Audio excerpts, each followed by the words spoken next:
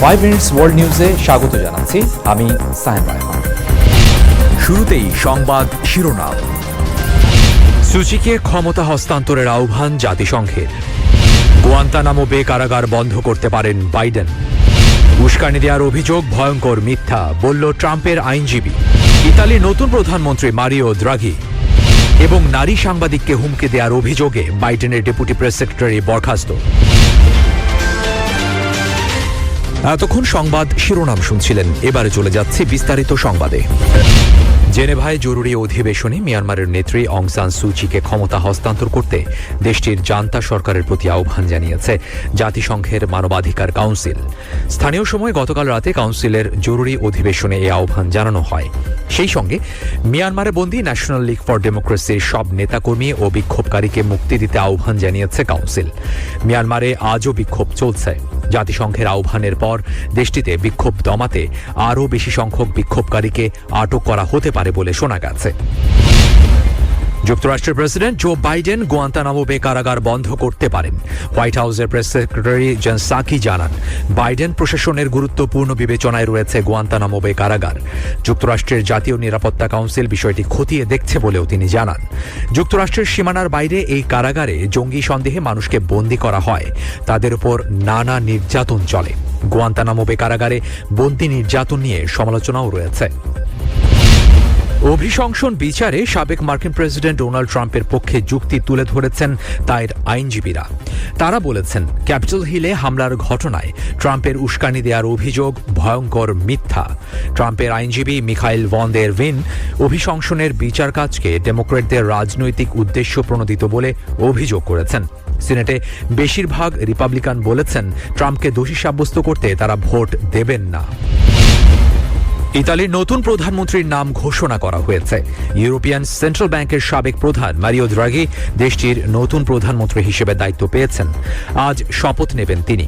ইতালির রাষ্ট্রপতি সার্জিও মাত্তারেলার সঙ্গে সাক্ষাতের পর তার মন্ত্রিসভার নাম ঘোষণা করেছেন।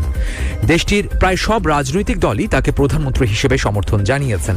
এর আগে গত মাসে জুসেপ্পে কন্তে সরকারের পতন ঘটে।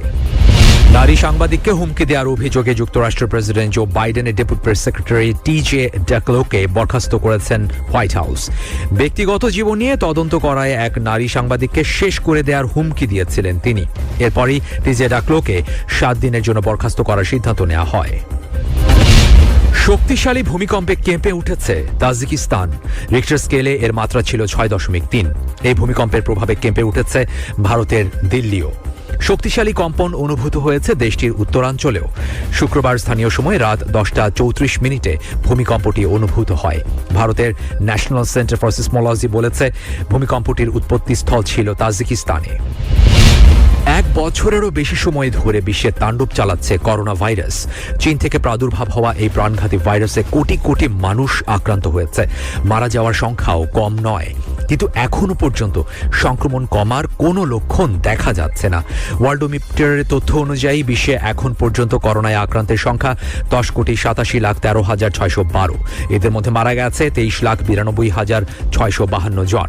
ইতিমধ্যেই করোনা থেকে সুস্থ হয়ে বাড়ি ফিরেছে 8,07,23,238 জন। বিশ্ব স্বাস্থ্য সংস্থার প্রধান তেদ্রোস আধানম গেব্রিয়েসুস বলেছেন, করোনা ভাইরাসের উৎপত্তি নিয়ে সব অনুমানের জবাব এখন টেবিলে। শিগগিরই চীনে চালানো অনুসন্ধানের সব তথ্য সামনে আসবে। সম্প্রতি ডব্লিউএইচওর একটি দল চীনের উহান প্রদেশ পরিদর্শন করেছে, যেখানে 2019 সালের ডিসেম্বরে প্রথম করোনা ভাইরাস শনাক্ত হয়। তেহরান ও 6 বিশ্বশক্তির মাঝে 2015 সালে স্বাক্ষরিত পরমাণু সমঝোতায় ফেরার আগে যুক্তরাষ্ট্রকে অবশ্যই ইরানের উপর থেকে নিষেধাজ্ঞা প্রত্যাহার করে নিতে হবে বলে জানিয়েছেন ইরানের পররাষ্ট্রমন্ত্রী আব্বাস আরাকচি। তিনি বলেন, এই নিষেধাজ্ঞা প্রত্যাহার করতে হবে বাস্তবে, কথায় কিংবা কাগজে নয়। করোনা ভাইরাসের নতুন ধরনের বিরুদ্ধে কার্যকর টিকা এ বছরের মধ্যেই চলে আসবে বলে আশা করছে ঔষধ প্রস্তুতকারক প্রতিষ্ঠান অ্যাস্ট্রাজেনেকা। প্রতিষ্ঠানটি অক্সফোর্ড বিশ্ববিদ্যালয়ের সঙ্গে যৌথভাবে উদ্ভাবিত টিকার উৎপাদন চালিয়ে যাচ্ছে। অ্যাস্ট্রাজেনেকার পক্ষ থেকে বলা হচ্ছে, তাদের উদ্ভাবিত কোভিড-19 ঠেকানোর টিকার নতুন সংস্করণ চলতি বছরের মাঝামাঝি বা বছরের শেষ দিকে প্রস্তুত হয়ে যাবে। 5 মিনিটস ওয়ার্ল্ড নিউজ এ পর্যন্তই। শুভেচ্ছা সবাইকে।